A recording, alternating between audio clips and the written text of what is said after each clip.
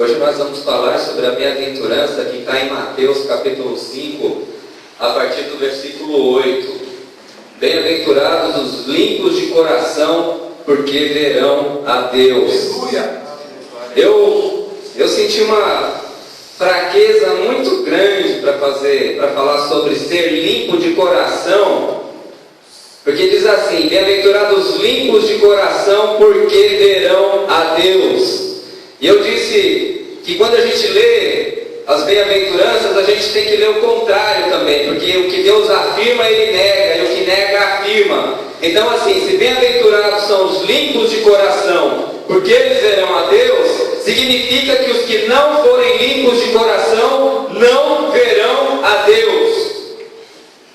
E aí me deu a mesma tristeza, talvez, um pouco da tristeza que sentiu o apóstolo João em Apocalipse 5,4, quando ele disse que ninguém era digno de abrir o livro. Porque eu pergunto, de todo o coração aqui, quem aqui dentro é puro de coração? Quem aqui dentro é limpo de coração? Quem é que pode dizer, como disse lá o autor de Provérbios, purifiquei o meu coração de todos os pecados? O que significa isso então? Significa que ninguém verá a Deus? Ninguém aqui dentro verá a Deus? Quem é que pode levantar a mão e falar assim: eu sou limpo de coração, meu coração está completamente puro na presença de Jesus? Olhando com todas as lentes possíveis para a minha própria vida, eu fico me perguntando, eu acho que eu não vou, eu acho que eu não sou. Porque as pessoas fizeram do cristianismo uma religião do Evangelho, e que as pessoas vão buscando resolver os seus problemas pessoais, as suas necessidades, os seus problemas sentimentais, mas se esquecem de falar do aspecto do caráter, do aspecto espiritual, do aspecto da transformação da pessoa, que é ter um coração puro.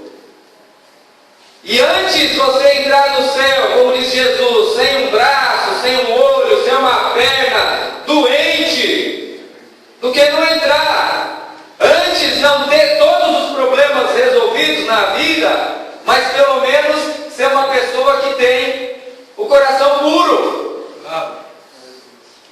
Mas aí a grande questão é: primeiro, quem é que pode dizer que tem um coração puro? Quem é que pode dizer: purifiquei meu coração, limpo estou do meu pecado? Se mesmo pessoas como eu, que tem aí talvez 15, 20 anos de evangelho, e aí ao invés de ficar mais parecido com Jesus, parece que fica mais duro, mais religioso, menos santo, mais fariseu. E os que estão de fora, então, o que dizer? Se mal pensam em Deus no dia de casamento, batismo e outras datas comemorativas, fizeram de Deus um Deus bom para abençoar certas cerimônias, que depois terminam em bebedeira, festa e tudo, comilanças e tudo mais. Quem é que pode dizer, dentro da igreja, que está puro de coração? Seja crente velho, seja crente novo, alguns de vocês que nem dão bola para a pregação do Evangelho ainda, quem é que pode dizer que está com o coração limpo?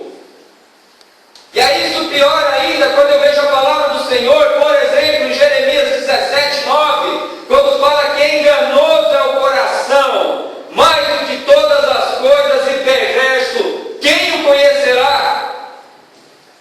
Não é uma constatação que a gente faz olhando só para a nossa vida. A palavra do Senhor diz: enganoso é o coração, mais do que todas as coisas. Algumas traduções falam tremendamente corrupto, perverso. Quem conhecerá? Quem conhecerá a malignidade do próprio coração? Aí não é só, foi Jeremias que falou isso em Jeremias 17:9. Aí você vai para Mateus 15:19, é o próprio Senhor que fala. Ele diz assim: porque do coração procedem os maus pensamentos, mortes, adultérios, prostituição, furtos, falsos testemunhos e blasfêmias. Mateus 15:9, Jesus falando do coração. A maior tragédia, talvez, que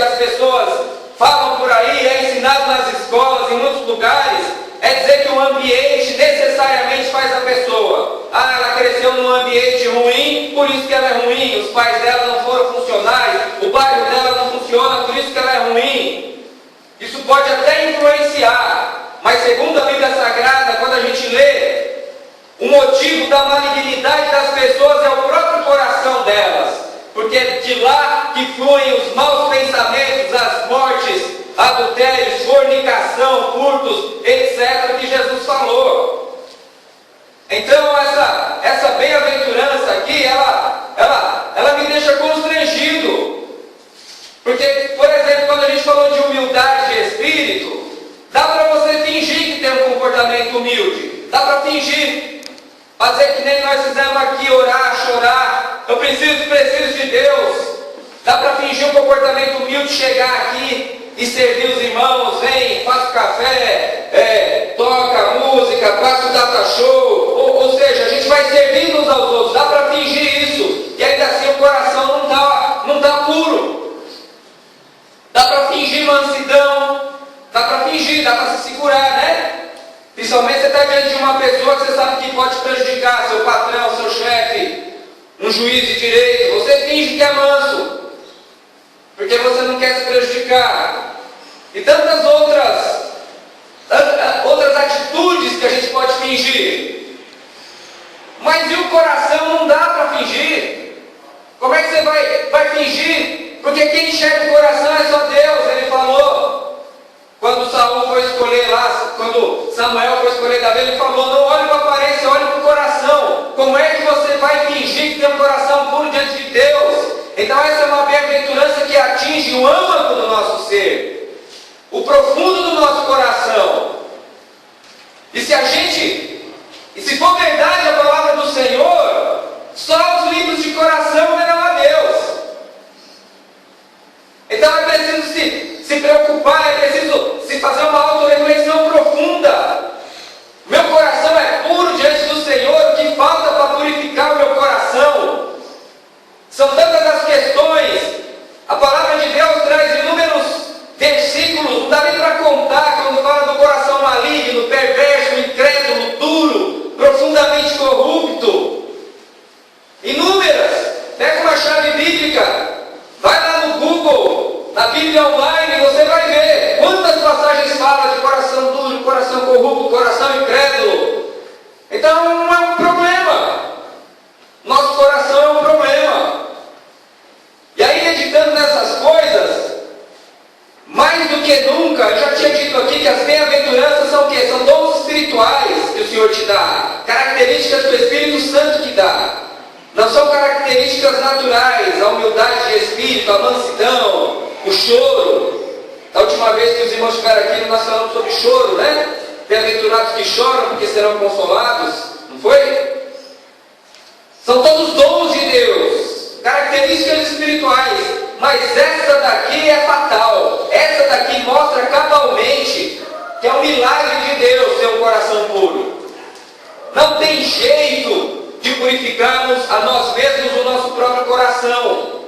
Por exemplo, se você lê em Ezequiel 36, 25 e 26, Ezequiel, o profeta Ezequiel, ele diz assim: então aspergirei água pura sobre vós, e ficareis purificados, de todas as vossas imundícias e de todos os vossos ídolos vos purificarei. E aí no 26 ele diz: também vos darei coração novo, porei dentre vós um espírito novo, tirarei da vossa carne um coração de pedra e vos darei um coração de carne.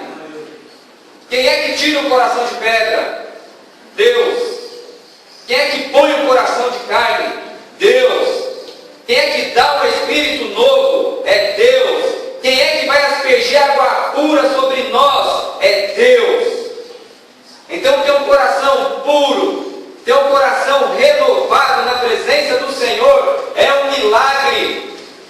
Ninguém pode produzir. Eu não posso te dar um coração limpo porque eu não tenho. Você não pode declarar esse milagre sobre a minha vida porque você não tem esse poder. Somente Deus pode fazer. Em relação a um coração incrédulo, um coração que não se interessa pelas coisas do Senhor, somente um milagre. O novo nascimento é um milagre.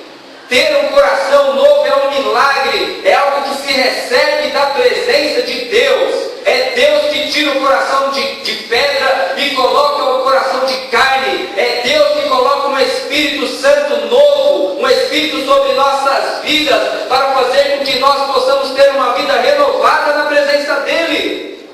Por isso não é errado quando a gente ora assim: Senhor, converte aquele irmão, toca no coração daquele irmão, transforma aquele irmão, transforma o meu filho, transforma a minha filha, faz um milagre na vida dele, Senhor. Porque eu já falei, eu já preguei, eu já disse, eu já dei um exemplo de vida. Se Deus não tocar, nada disso será útil. Se Deus não fazer alguma coisa, vão é o nosso esforço. Como o Binho leu aqui, né, ou mencionou, não somos nós que escolhemos, Ele que nos escolheu, Ele que nos escolheu, Ele que nos trouxe para perto dEle. É um milagre de Deus, é um milagre. Agora sim, só porque é um milagre de Deus eu vou ficar passivo? Só porque é um milagre de Deus eu vou ficar pacífico?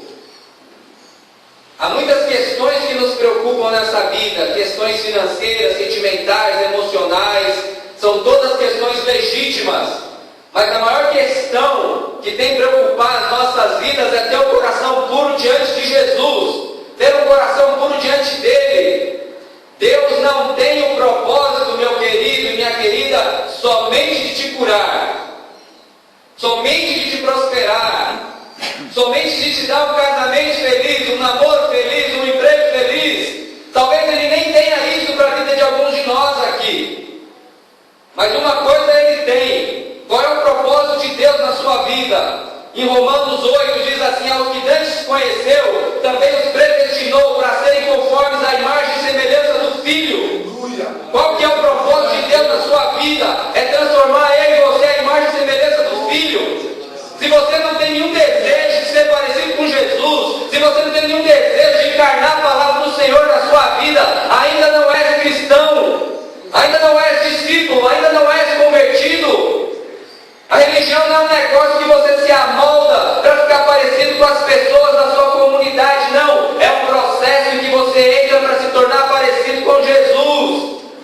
O desejo da sua vida é ser parecido com Ele, ser parecido com Cristo, ser parecido com Deus. Imita Deus, imita Deus. Efésios 5:1, imita Deus. Para de imitar gente profana. Como diz um pastor aí que eu escutei outro dia, gente profana, gente adúltera, gente mentirosa, gente que engana as pessoas, gente que frustra a emoção das pessoas. Imita Deus, imita Jesus, imita Cristo, porque aí você vai estar cumprindo cabalmente o propósito de Deus na sua vida. Se te prosperar, for te tornar parecido com Jesus, Ele vai te prosperar. Mas se te prosperar e te deixa menos parecido com Jesus, Ele não vai prosperar. Se te curar, te deixa mais parecido com Cristo, Ele pode te curar. Mas se não for deixar você mais parecido com Cristo, talvez Ele não te cure. Qual é o objetivo de Deus na sua vida? Fazer você e eu mais parecidos com Ele. Tudo que foge disso aqui não é evangelho. Tudo que foge disso é perfumaria, ainda que tenha uma linguagem cristã, evangélica. Não adianta, não é de Deus, doutrina de demônios. O objetivo do Espírito que nos foi dado é nos transformar à imagem e semelhança de Cristo. Então, qual que é a primeira coisa que eu tenho que fazer para ter um coração puro? Eu tenho que desejar. Eu tenho que desejar ter esse coração puro. Porque se eu não desejar, eu estou brincando de religião, estou brincando de pregar, estou brincando de cantar, estou brincando de varrer a igreja, de contar os membros, de cumprimentar. Eu tenho que ter esse desejo. Esse é o objetivo final da pregação do Evangelho: transformar as pessoas à imagem e semelhança de Cristo. Ela tem que ter um coração puro. A gente tem que orar com o salmista, que ele diz assim em Salmo 51:10: cria em mim, ó Deus, um coração puro e renova em mim um espírito reto. Cria em mim, Senhor, cria em mim um coração puro. Eu não tenho, eu preciso desse coração. Eu não tenho um coração puro. Cria em mim um coração puro. Porque a tua palavra diz que quem não tem um coração limpo não vai te ver. Eu quero te ver.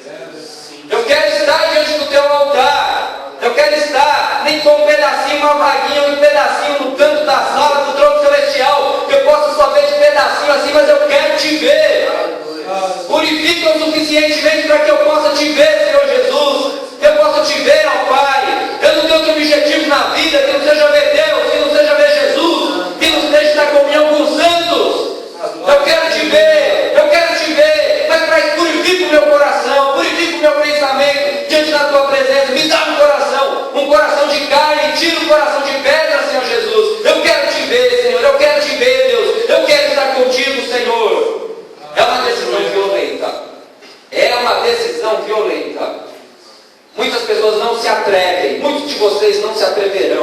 de vocês talvez se perderão se vocês não se atrevem. Vocês não se atrevem a renunciar tudo, a tirar os olhos das porcarias, a parar de encher a cabeça de porcaria, a tirar o palavrão, a palavra imunda de dentro da tua boca. Muitos de vocês não se atrevem porque preferem continuar vivendo do jeito que sempre viveu. Não importa se seu irmão é crente, se sua mãe é crente, se seu pai é crente, você está vendo testemunho do seu lado, mas você não se atreve, porque você ama mais as trevas do que a luz.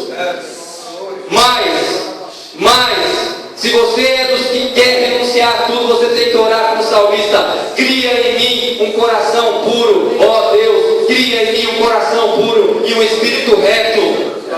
É uma decisão violenta. O apóstolo Paulo diz assim: eu esmurro meu corpo e o reduzo à servidão, para que pregando aos outros eu mesmo não venha ficar reprovado. Eu esmurro meu corpo, porque é uma decisão violenta. Jesus falou que o reino de Deus é tomado pela violência. É pela violência. Por quê? Porque essa decisão é uma decisão violenta. É uma decisão que você chega para o seu melhor amigo e fala assim: arreda Satanás, porque você não cogita das coisas de Deus. Não cogita das coisas de Deus, mas das coisas dos homens. É uma decisão violenta. Mas é somente assim que se conquista o reino dos céus. Não é uma opção. O primeiro rapaz que me discipulou, ele colocava um elástico bem grosso no braço dele, sabe? Deixava um elástico bem grosso assim, cara esquisitão. E toda vez que ele via uma moça muito bonita, que ele olhava com os olhos que não devia ser olhado, que ele puxava o elástico assim, para que ele retornasse ao prumo dele, sabe? Foi o jeito que ele viu. Um alto flagelo, né? O braço dele todo marcado aqui, que era um elástico bem puxado, ele olhou, já parava, já. É uma decisão violenta. Não estou incentivando ninguém a se auto-chicotear, não é isso, mas é uma decisão violenta. Sabe que eu gostava muito de rap, ainda gosto de alguns estilos musicais. Eu dava baile lá na Zona Sul, tinha mais de 1000 discos toda noite, praticamente de segunda a segunda.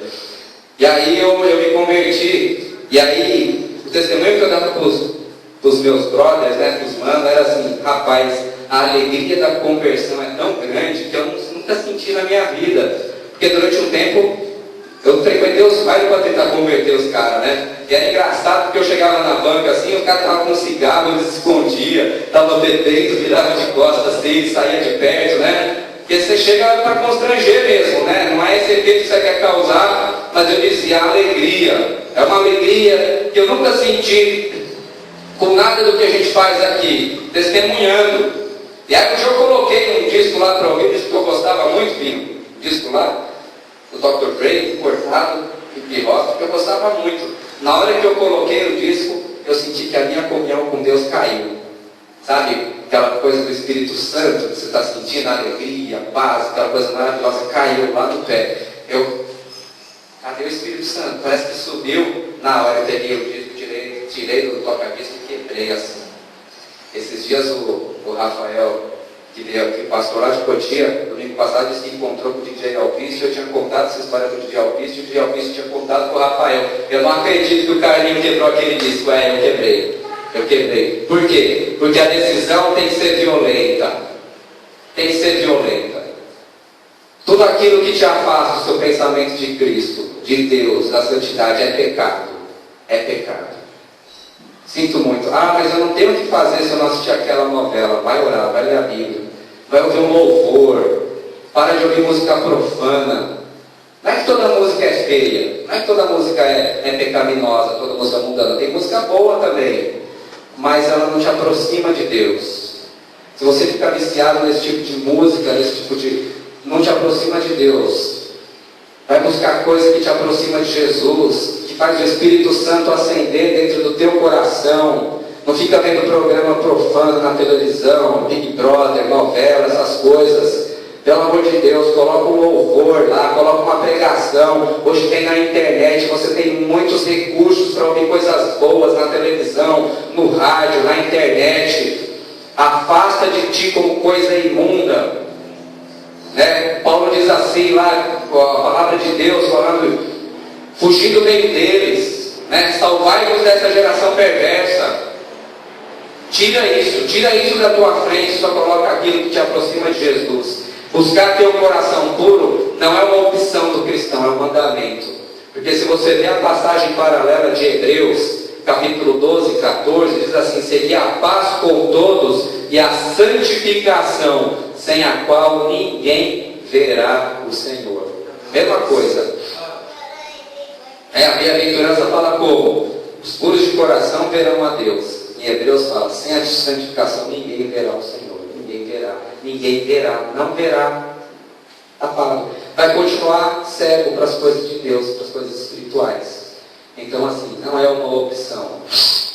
A santificação, a pureza de coração é um mandamento que o Senhor nos dá, em nome de Jesus. Então você precisa desejar, nós precisamos desejar isso. E se nós ainda não temos, como eu creio que eu ainda não tenho, é preciso chorar na presença dele. Peça a Deus. Os antigos pentecostais falavam o dom das lágrimas. Peça a Deus o dom das lágrimas. Quando você receber o dom das lágrimas, significa que o seu coração está sendo trocado por Deus. Qual que é a característica da rocha? Ela é dura. Rígida, fechada, dura. Qual que é o coração de carne? Ele é maleável. Então, busque esse dom das lágrimas em nome de Jesus. Para que essa bem-aventurança se cumpra na nossa vida, a gente tem que ter o desejo de ver Deus. Obrigado, Senhor. Falei. É que eu não perco um segundo, né? Para que essa bem-aventurança possa se cumprir na nossa vida, a gente precisa ter o desejo de ver Deus. Sabe quando tem esses shows aí por aí, dessa garotada, né? E o pessoal fica tudo aflito para ver o artista favorito, né? Para ver o seu cantor favorito. Eu acho que é esse sentimento que nós, como cristãos, temos que ter para ver a Deus. Não essa idolatria, mas ver a Deus. Precisa ter o desejo de ver a Deus. Quem é que quer ver Deus aqui? Eu quero ver Deus um dia. Eu quero estar na presença dele.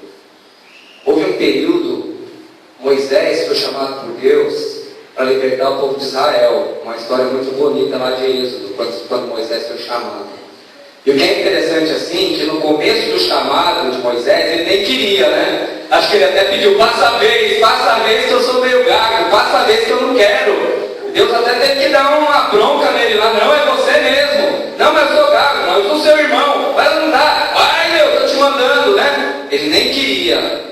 Aí ele vai, liberta o povo de Israel, tem toda aquela situação da adoração do bezerro de ouro. Ele vai, dá uma bronca no povo, mas à medida que o ministério da pessoa vai crescendo, qual que é o desejo dela? Ela aumentar em conhecimento de Deus, né? Conheçam e prossigam em conhecer o Senhor vosso Deus. Eu acho maravilhosa a passagem que está em Êxodo 33, que Moisés disse assim, Moisés disse ao Senhor, eis que tu me dizes, faze subir este povo, porém não me fazes saber a quem has de enviar comigo. Dissestes também, conheço-te por teu nome, e achaste graça aos meus olhos. Deus falando para Moisés. Aí Moisés fala para Deus assim, ousado, né? Se eu, pois, tenho achado graça aos teus olhos, rogo-te que agora me mostre os teus caminhos, para que eu te conheça, a fim de que eu ache mais graça aos teus olhos, e considera que esta nação é teu povo. Quer dizer, ele começou tendo uma experiência com Deus. E aí ele quer o que agora? Ele quer conhecer os caminhos de Deus. Agora eu quero conhecer os teus caminhos, para que eu cresça ainda mais em graça, mais em graça, mas Moisés ele não se contenta com isso. Aí o Senhor respondeu, eu mesmo irei contigo, te darei descanso. Mas aí Moisés continua, se tu mesmo não fores conosco, não nos faça subir daqui. Se o Senhor não for comigo, não me faça pregar. Se o Senhor não for comigo, não me faça tocar, não me faça orar. Se o Senhor não for, olha que ousadia, o Senhor tem que ir, eu vou, mas o Senhor tem que ir comigo. O Senhor vai comigo, eu vou, mas o Senhor vai comigo. Aí Deus responde, aí ele continua, como pois se saberá agora que eu tenho achado graça aos teus olhos, eu e o teu Acaso não é por andares conosco, de modo a sermos separados, eu e teu povo, de todos os povos que há sobre a terra? Ao que disse o Senhor a Moisés: farei também isso que tens dito, porque achou graça aos meus olhos, eu te conheço pelo nome. Aí Moisés fala: bom, ele já vai fazer eu conhecer o caminho dele, já está garantido. Ele já disse que vai comigo, está garantido também, vou usar mais um pouquinho. Aí ele diz lá, Moisés diz ainda: rogo-te que me mostres a tua glória. Rogo-te que me mostre a tua glória. Ele não apenas se contentou em ser chamado por Deus. Ele não se contentou apenas em conhecer os caminhos de Deus. Ele não se contentou apenas em saber que a presença do Senhor estava com ele. Aí Moisés disse assim: agora eu quero ver a tua glória, eu quero te ver, eu quero te ver. E aí Deus fala assim: eu vou mostrar um pedacinho de mim, porque não dá para mostrar tudo. Se eu mostrar tudo para você, ninguém pode ver minha face e continuar vivo, né? Aí diz que Deus passou, colocou Moisés numa tenda, passou e colocou a mão assim, né? Deus se deixou vindo pelas costas, se deixou ser visto pelas costas dele. Só um pedacinho, mas depois tem uma surpresa para nós. Isso foi para Moisés. Então, qual que é o sentido dessa bem-aventurança? Bem-aventurados os puros de coração, porque verão a Deus. É o desejo de ver a face de Deus, a glória de Deus na face de Jesus. Sabe? Tudo bem que eu estou falando de Deus no céu, mas isso também pode tornar verdade ver a face de Deus no rosto de um irmão, no rosto de uma irmã. Porque quando você começa, e nós começamos a ter um coração mais puro, a gente começa a reconhecer Deus no rosto da irmã, no rosto do irmão. Eu vejo Deus na face da Gil, na face do Daniel, do Paulo, da Avelina, da minha esposa. Você começa a enxergar Deus. Não é só mais uma pessoa comum. É Deus através da vida e do rosto daquela pessoa. Porque quem tem um coração mau não vê Deus em lugar nenhum. Só vê problema, só vê desgraça, só reclama, só abre a boca para murmurar. Mas quando você começa a ver Deus na face, no rosto, no olhar do irmão, da pessoa, da sua mãe, do seu pai, tudo muda. Por quê? Porque a boca fala do que está cheio o coração. Né? E Jesus, continuando lá no Sermão do Monte, ele vai falar: se o seu coração for trevas, tudo vai ser trevas para você. Mas se o seu coração for luz, tudo vai ser luz. Né? Questão da projeção também. Então nosso coração vai se tornando puro e eu começo a ver Deus na vida da pessoa, e você começa a ver Deus na vida das pessoas também. Então não é uma promessa só para o céu, mas é a promessa no sentido de começar a ver Deus na vida das pessoas também, no rosto, e glorificar a Deus por isso, né? Ter um coração grato, graças a Deus você pôs essa pessoa na minha vida, essa mulher, esse homem na minha vida, porque eu vejo que é um presente do Senhor na minha vida. E aí você e eu passamos a ter um coração grato. É preciso desejar a ver a Deus. Nós precisamos desejar o coração puro e ver a Deus. Mas tem um outro aspecto também dessa pureza de coração que eu quero compartilhar com os irmãos, que tem a ver com o quê? Tem a ver com os nossos relacionamentos agora. O que é um coração puro? O que é o coração na Bíblia? Né? A gente fala muito de coração. O que é o coração para o judeu? O coração para o judeu é o centro da personalidade da pessoa. É o centro do ser. Toda vez fala do coração, Provérbios 3 fala do coração, flui as fontes da vida. O coração é o centro da personalidade. Coração mau, pessoa má. Coração bom, pessoa boa. Do coração flui o quê? Os desejos, né? A vontade, a intuição, o intelecto. É o centro da pessoa. Esse é o coração. E uma pessoa de coração puro, ela não tem relacionamentos atravessados. O que são relacionamentos atravessados? É quando eu começo a me relacionar com as pessoas e eu mostro uma intenção para ela. Eu estou mostrando uma intenção aqui para o Binho. Meu amigo, mas o meu coração está esfaqueando ele por trás. Essa é a grande questão. Por que é que eu me relaciono com as pessoas? Que intenção? Por que eu me aproximo dessa pessoa que ela tem mais dinheiro, ela é mais rica? Por quê? Porque eu quero me beneficiar de um posicionamento social dela? Por que eu uma coisa que me parte o coração, né? Eu trabalho num lugar em que a questão hierárquica é muito grande, né? Então, estou citando isso como exemplo. Você tem um chefe que ele se reporta a outros maiores do que você.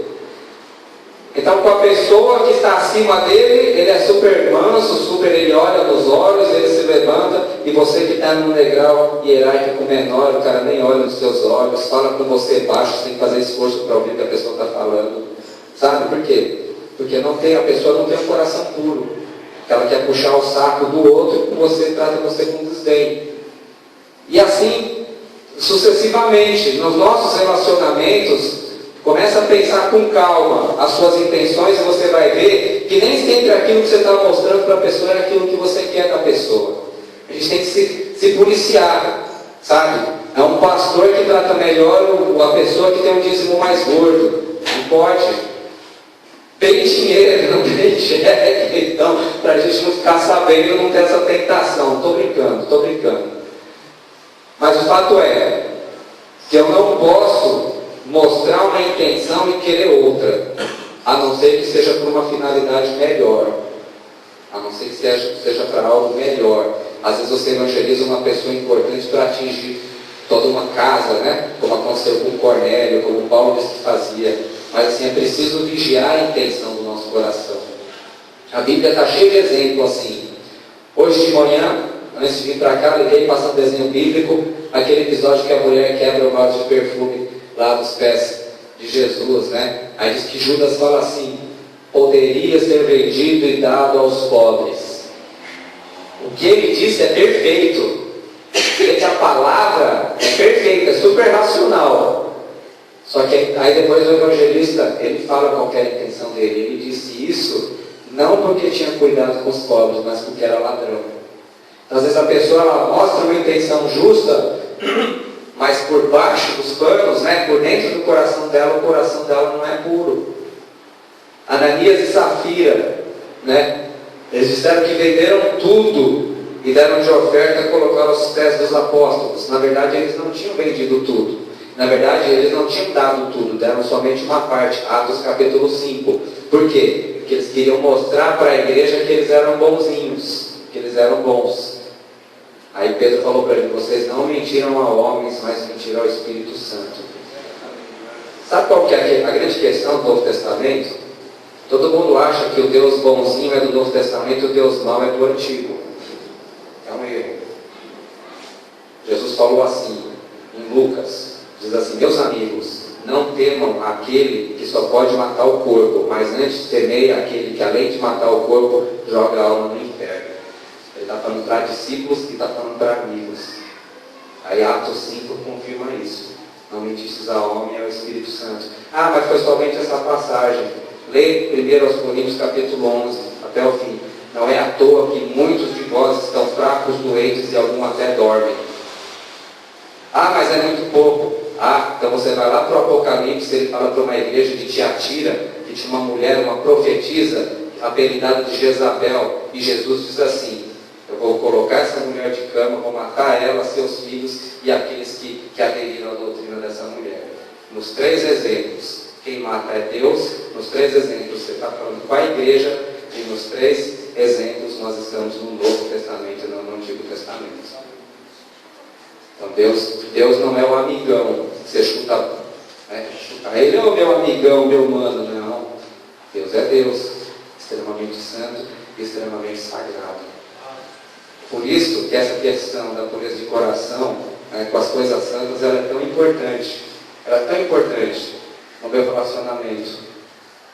É difícil isso. Analise, comece a pensar no seu coração devagar quando você se relaciona. Quando você menos espera, você está mostrando uma intenção, mas você está querendo outra. É o mundo da falsidade. Mas o ideal é que nós não tenhamos o coração assim. Não tenhamos o coração assim. A nossa luta da carne contra o Espírito, para sermos transformados na imagem de Deus. E aí tem uma promessa: bem-aventurados os puros de coração, porque verão a Deus. Verão a Deus. Qual a natureza desse ver a Deus, né?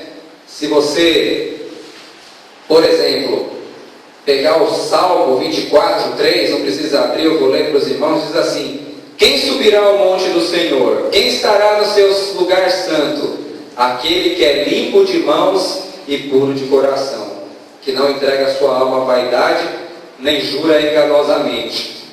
Este receberá do Senhor uma bênção e a justiça do Deus da sua salvação. Lembra que eu tinha falado? Moisés ele só pode ver um pedaço de Deus, uma parte. Será que por nós vai ser assim? Em 1 João 3,1, aí eu peço que os irmãos abram. 1 João 3,1. 1 João 3,1 diz assim: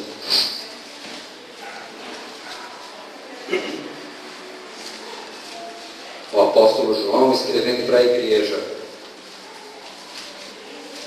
Esse texto é tremendamente importante para a nossa vida cristã.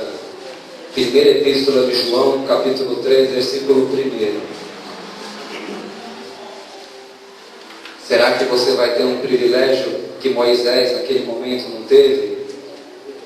Diz assim a palavra do Senhor: vede que grande amor nos tem concedido o Pai, que fôssemos chamados filhos de Deus, e nós o somos. Por isso o mundo não nos conhece, porque não conheceu a Ele. Amados, agora somos filhos de Deus, e ainda não é manifesto o que havemos de ser. Mas olha que bonito, nós sabemos que quando Ele se manifestar, seremos semelhantes a Ele, porque assim como é, o veremos. De novo, porque assim como é, o veremos. E todo que nele tem essa esperança, purifica-se a si mesmo, assim como Ele é puro, assim como Ele é, o veremos. Assim como Ele é. Moisés só viu um pouco de Deus, só viu um pedacinho. Não era o momento, mas vai chegar um momento. Chegará um momento que assim como Ele é, nós o veremos. E o texto continua: assim como Ele é, nós o seremos. Isso é um mistério. Mas aí continua: e todo que dele tem essa esperança, purifica-se a si mesmo, assim como Ele é puro. Naquele dia não haverá mais choro. Naquele dia não haverá mais doença. Naquele dia não haverá mais pranto. Naquele dia não haverá mais templo, porque Deus será o nosso templo. Naquele dia nós veremos Ele assim como Ele é, porque assim como Ele é, nós seremos. Vai ser te dado carne e sangue, não podem dar o reino de Deus, mas vai ser te dado um corpo glorificado. Vai ser te dado novos olhos, novas mãos. Não sei como que isso vai ser, mas vai ser de um jeito tal que a Bíblia diz que o próprio Jesus virá até o seu encontro e enxugará a tua lágrima. Porque bem-aventurados que choram, porque serão consolados. Tenha dentro do seu coração, tenhamos sempre no coração o desejo. Por que nós estamos aqui?